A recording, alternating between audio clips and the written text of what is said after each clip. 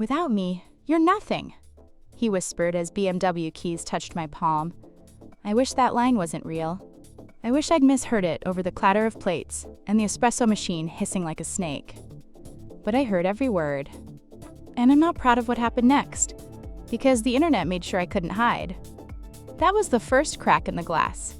And I'm 25, a waitress at an upscale restaurant on the Strip in Las Vegas. My shifts smell like bleach and coffee, and my hands stay glassy from sanitizer, no matter how much lotion I use. I rent a small studio off Paradise Road, where the neon from a liquor store sign flickers through my blinds at 2 a.m. My vulnerability? Money. Tips swing with conventions. CES week is a dream. Mid-July is a drought. I was always counting, always calculating. Rent, phone, bus pass, one emergency away from panic. It only takes one bad week. He's the owner. Think custom Armani, perfect tan, and that calm voice rich men develop when no one interrupts them. He liked to help out on the line, but his hands stayed clean. He'd hover in the break room with the staff schedule like he was checking coverage. He wasn't. He was checking me. At first, I told myself it was mentorship. Guess what I typed into Google at 3 a.m.? Boss romance boundaries. Forbidden love drama, real stories. Restaurant owner crossing line. I kept telling myself it wasn't that.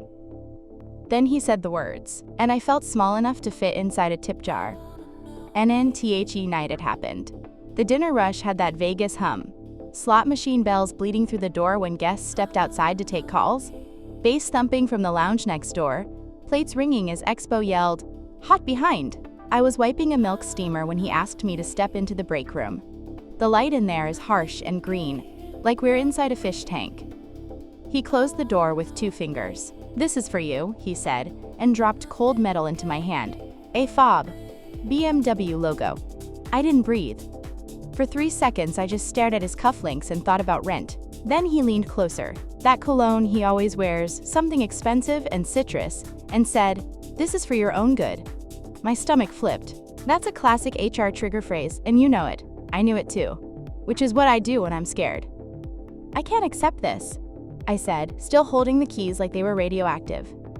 He smiled like a dad in a car commercial. "You've earned it. You're special. Don't overthink." The word special hit wrong. It always does. I put the keys on the table and pushed them back an inch. He pushed them forward 2 inches. The tiniest tug of war. Tiny, but loud in my head. And that was the moment I knew. Back on the floor, my section was 3 deuces and a 4-top celebrating a birthday with a sparkler dessert. My hands were steady, my thoughts weren't. I could feel the fob in my apron even though I'd left it in the break room. Phantom weight. Phantom heat. Microhook in my brain repeating. Take it, fix your life. Don't take it, keep your life. That's the scam of the gift.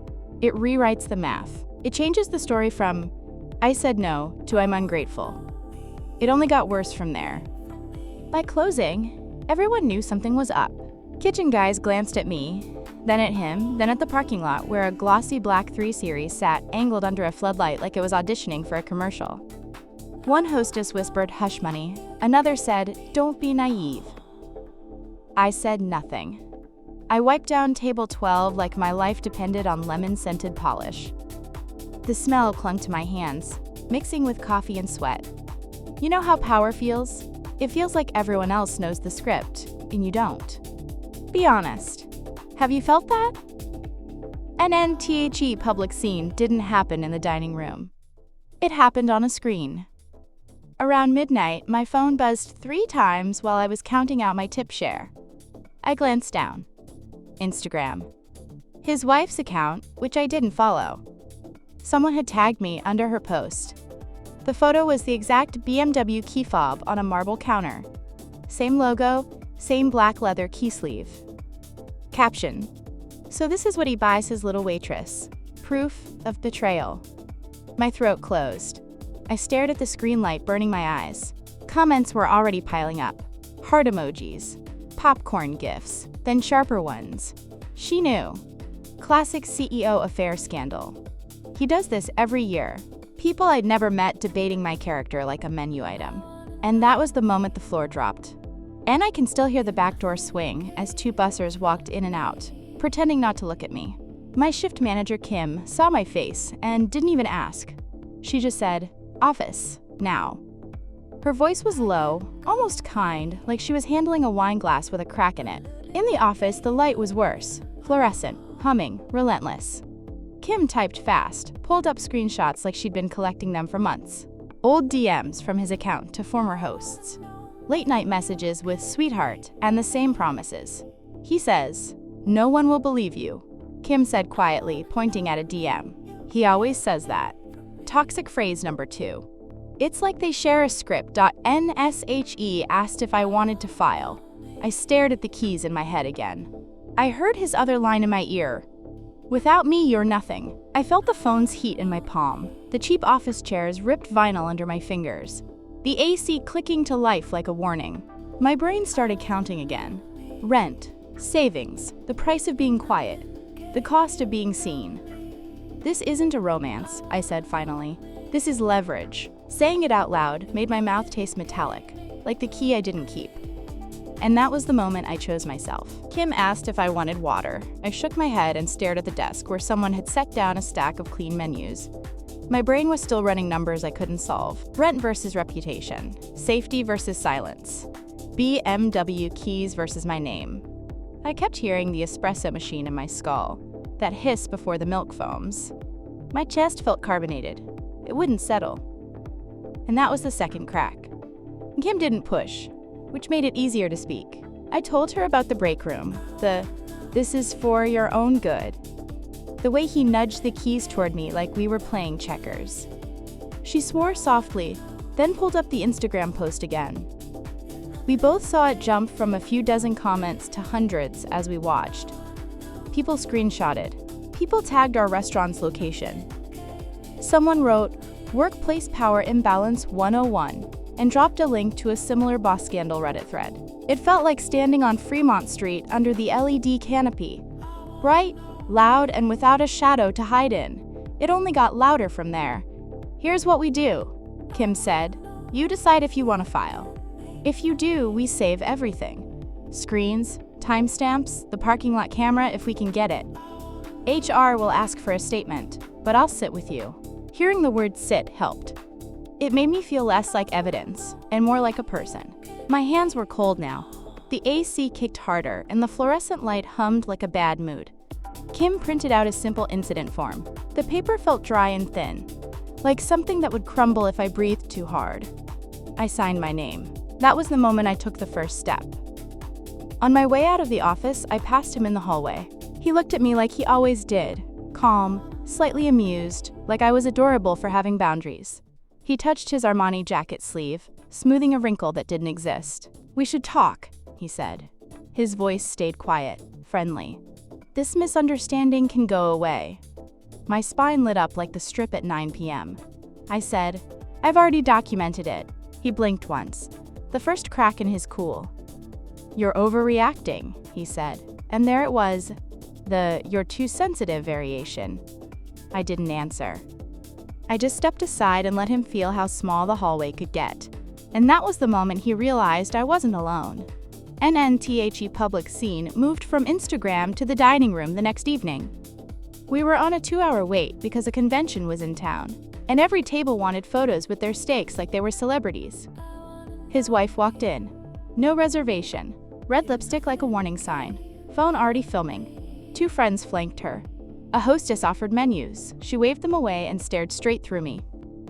"She's the one," she said to her followers. "The waitress with the car." The room shifted, like a boat catching a wave. Silverware stopped clinking. Someone gasped.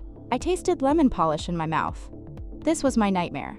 A stranger holding my life up to the light for clicks. "Be honest. What would you do?" Kim was faster than anyone. She slid between us, voice even.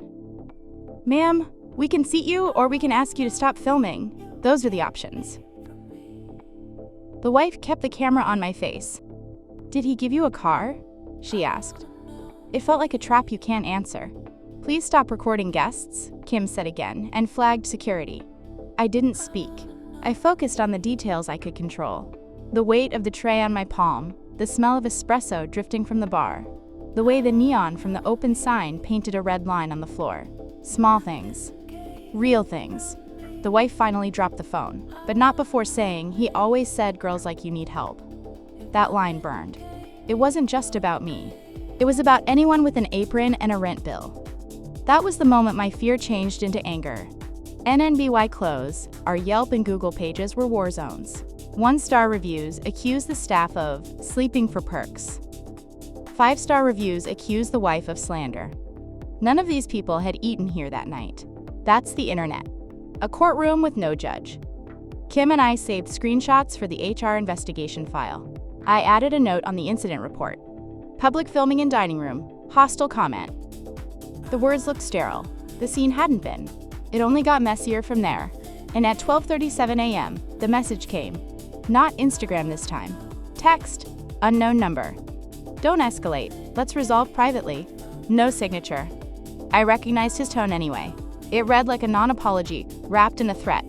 Passive voice, no subject. Classic. I took a screenshot and forwarded it to Kim with the time. She replied in seconds. Got it in the file.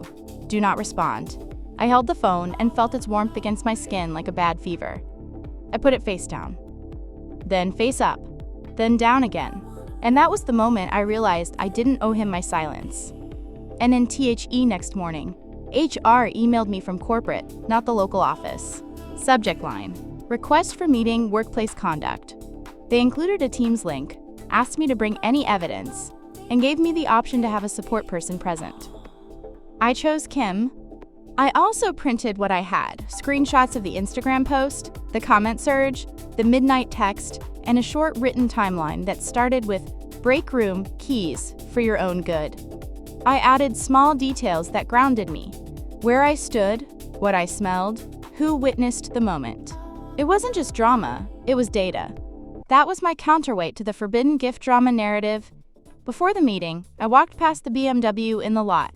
The morning sun made it look sharp enough to cut me. I stood there for 10 seconds and let the image burn in. Symbol, not prize. Anchor, not ticket. I said out loud, quietly, to the asphalt, "Not mine." Then I went inside, washed my hands, and smelled the espresso. The same scent, different meaning. And that was the moment the car stopped owning me. The corporate HR call felt like a trial. Not in a courtroom sense, but in that way where you know every word you say is being recorded and could be twisted. My laptop camera reflected my tired face, and I hated how pale the fluorescent lights in my apartment made me look. Kim sat beside me at her own screen in the office, nodding like a silent ally. The HR representative had the polished voice of someone who does this for a living. Calm, neutral, careful. "We want to ensure all staff feel safe," she said. But the pause after made it clear. They wanted liability control.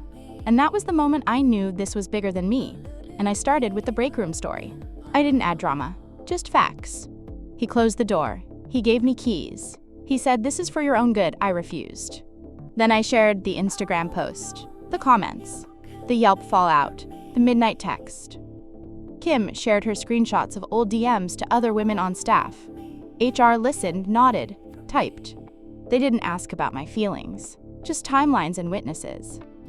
I tried to sneak in the sensory details anyway, because they kept me grounded. The room smelled like coffee and bleach. The keys were cold. The text buzzed at 12:37 a.m. Real, not vague. The representative said, "Thank you. We'll begin an internal review." That was corporate code for buckle up. Meanwhile, on the floor, the whispers multiplied. Regulars asked me directly, "Is it true?" Coworkers half joked, "So when are you taking us for a spin?" I wanted to scream. Instead, I polished wine glasses until my fingers hurt. My defense became silence and sarcasm. "Yeah, my rent fairy came through." I'd mutter and then walk away. But silence doesn't protect you when people want a scandal. It only got heavier from there. 3 nights later, the wife returned. This time, she didn't film. She brought a friend with a lawyer's card tucked into her clutch. They ordered sparkling water and sat in his section, not mine. Still, I felt the spotlight swing toward me every time they laughed too loud. The boss came out of the office twice, both times with that tight smile that says, "I'm in control." Except he wasn't. I could feel it. The air in the dining room was charged, like before a thunderstorm. One wrong word and lightning would hit. Be honest. Would you have stayed on shift? At the end of service, I found another text. Same unknown number, same style. This will damage you more than me. Think carefully. I screenshot it, heart pounding, then added it to the file. Kim muttered, "He's digging his own grave?" I didn't answer. My hands were shaking. Toxic phrase 3, blame shifting threat. They always say it'll hurt you more. That was the moment fear tipped into resolve. NNTHE next day, corporate sent a second email. Suspension pending investigation. He was on leave. They didn't say his name in the memo, but everyone knew. The BMW sat untouched in the lot, like a shiny piece of evidence no one wanted to claim. Some coworkers nodded at me differently. Not pity, respect. A busser said quietly, "Thanks. He creeped on my sister when she worked here." That sentence hit like a weight I didn't know I'd been carrying. This wasn't just my fight. It was a pattern. And that was the moment my story became bigger than rent. Still, the backlash online burned. His wife's post had been deleted, but screenshots live forever. My Instagram DMs filled with strangers, calling me everything from naive to calculated. Classic CEO affair scandal, someone wrote. Vegas sugar trap, another said. I muted, blocked, deleted, but the words left residue. Even walking through Target, I caught myself checking if people were staring. My apron felt heavier at work, like it carried more than pens and order pads. That's the internet echo. It doesn't stop when you clock out. It only got sharper from there. And Kim suggested I meet with a lawyer. I laughed at first. I could barely afford groceries some weeks. She said, consultations are free. Knowledge isn't a luxury. So I went. The office smelled like paper and carpet cleaner, the kind of smell that says nothing important ever dies here. The lawyer, mid-40s, calm eyes, listened without judgment. She said, quote, document everything. Never delete. Keep copies off your phone. If corporate retaliates, you'll need it. She didn't promise me victory. She promised me clarity. That was enough. And that was the moment I realized I wasn't powerless. And I started carrying a small notebook. Not for orders, for evidence. Dates, times, smells, words. The color of his tie. The way the break room door clicked shut. The pitch of the espresso machine when he stood too close. Details that made the story undeniable. Kim joked it looked like a detective log. Maybe it was, but writing it down gave me back a piece of myself. And that was the moment I started building a counter-story. NNTWO, weeks after the suspension, corporate HR scheduled another call. This time they asked if I'd accept mediation. I said no. This isn't a miscommunication, it's misconduct. My voice didn't shake. I surprised myself. They nodded. We understand. Maybe they did. Or maybe they just didn't want headlines. Either way, the balance shifted. And I felt it. The suspension turned into a disappearance. He stopped showing up at the restaurant, stopped posting vacation photos with his family, stopped being seen in the black BMW. It sat there in the lot for days, dust collecting on the hood like a scarlet letter. Every time I passed it, I felt two things at once.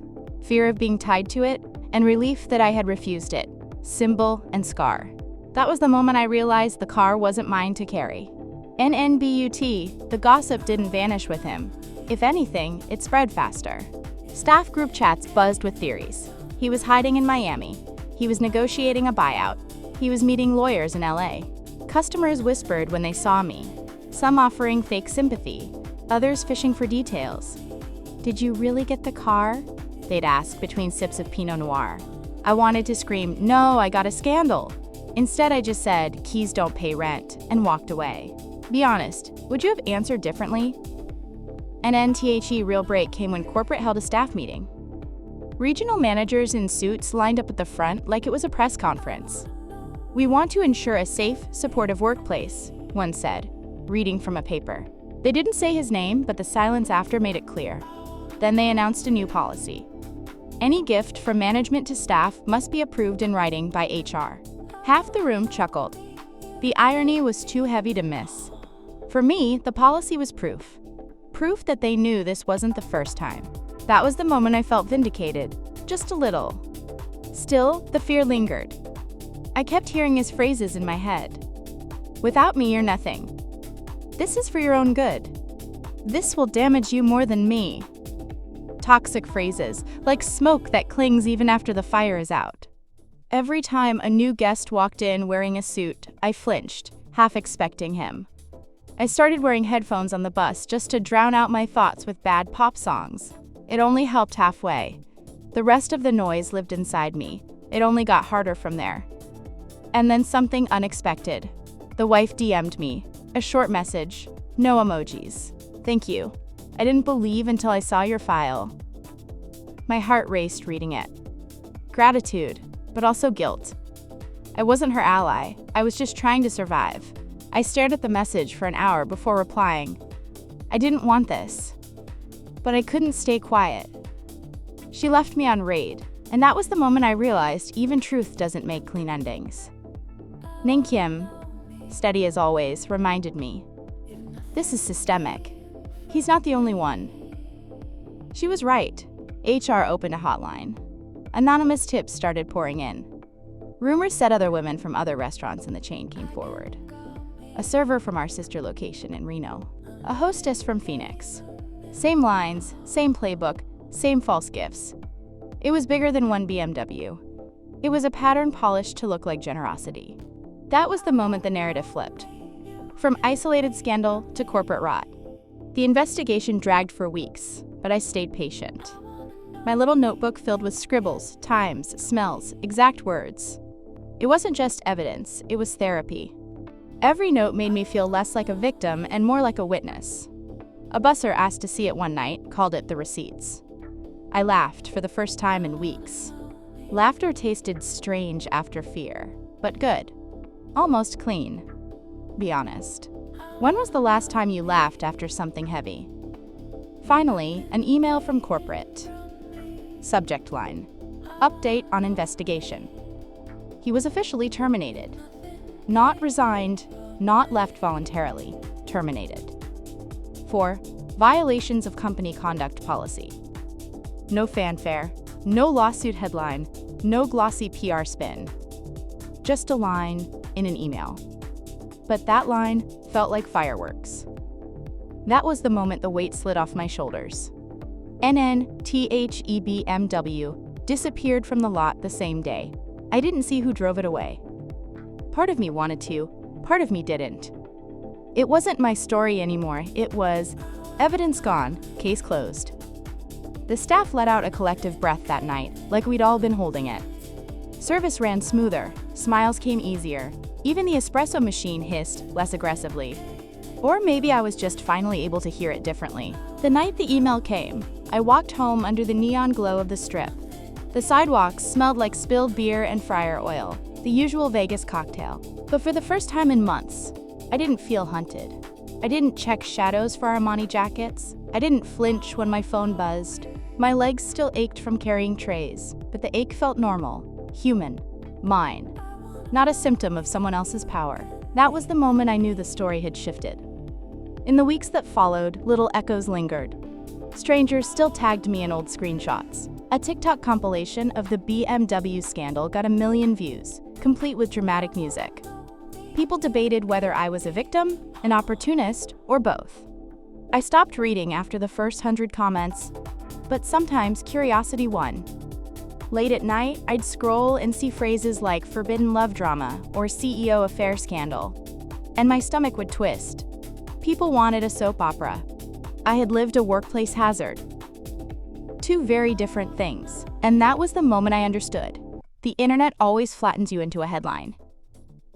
Inside the restaurant, though, the air cleared. Staff stopped whispering when I passed. New hires learned the story like a cautionary tale. Don't cross lines, don't confuse gifts with respect. Kim got promoted to general manager, which felt right. She'd carried half the weight with me. On her first day in the new role, she grinned and said, "Guess HR knows I don't back down." I laughed. That laugh didn't taste bitter. It tasted like survival. It only got lighter from there.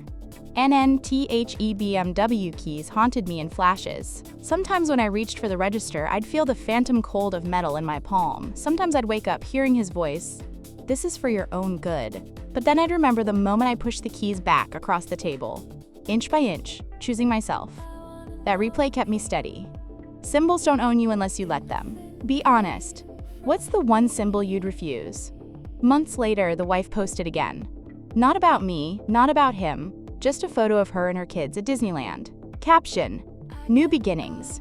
No hashtags, no hidden messages. Just joy. I stared at it for a while. Relief washed over me, then guilt again. She hadn't asked for this mess any more than I had. We were two women with collateral damage. Different sides. Same storm. That was the moment I decided not to carry her anger or mine anymore. I started therapy. Cheap sessions at a community clinic, the waiting room smelling like stale coffee and disinfectant. My therapist said something simple. You said no. That's the story. The rest is other people's reactions. That line stuck.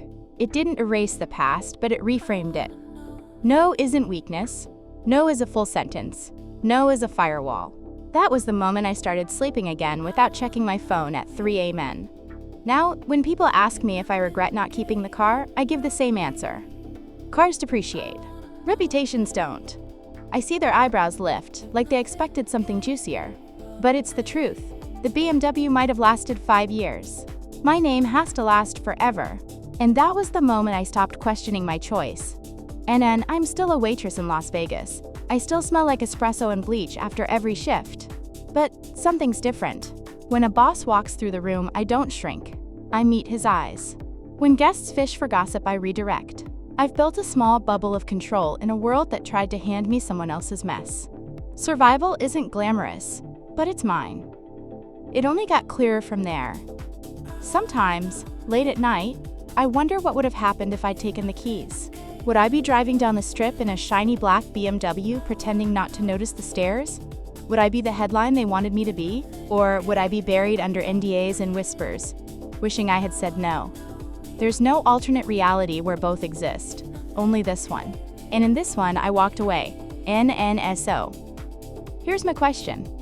If someone handed you luxury wrapped in control, would you keep the keys or put them back on the table?